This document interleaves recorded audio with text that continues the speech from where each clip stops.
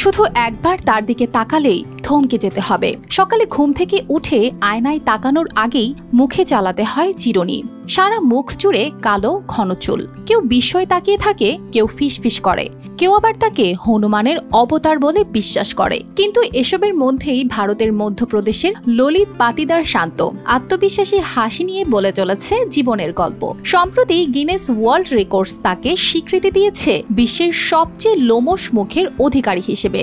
ললিতের মুখের প্রতি বর্গ সেন্টিমিটারে গড়ে 202টি চুল রয়েছে, যা মুখের 95% জুড়েই বিস্তৃত। জন্ম থেকেই তার শরীরে হাইপারট্রাইকোসিস নামে একটি বিরল জেনেটিক রোগ, যাকে সাধারণ মানুষ ওয়্যারউলফ সিনড্রোম বলে জানে।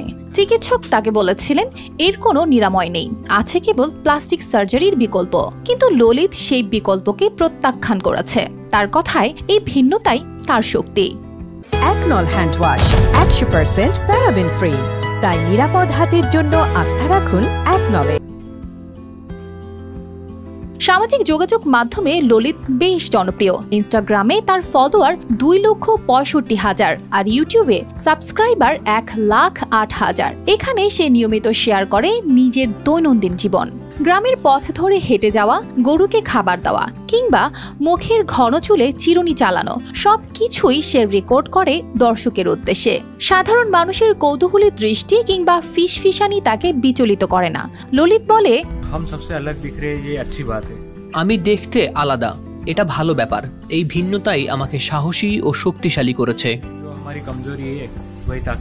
সে আরো জানিয়েছে, চুল ছোট করলে মুখটা আরো কালচে দেখায়, তাই স্বাভাবিক চেহারাটাই সে বেশি পছন্দ করে। সম্প্রতি মিলানে অনুষ্ঠিত এক অনুষ্ঠানে ললিত গিনেস কর্তৃপক্ষের কাছ থেকে নিজের রেকর্ডের স্বীকৃতি গ্রহণ করে এসেছে। এই অর্জন শুধু তাকে নয়, গোটা অঞ্চলকেই বিশ্বমঞ্চে পরিচিতি দিয়েছে। হাইপারট্রাইকোসিস এতই বিরল যে মধ্যযুগ থেকে এ পর্যন্ত মাত্র 50 জনের শরীরে এটি দেখা গেছে। আর এই বিরলতাকে ললিত ব্যবহার করছে অন্যদের জন্য অনুপ্রেরণা হিসেবে। অর্পিতা জাহান, RTV।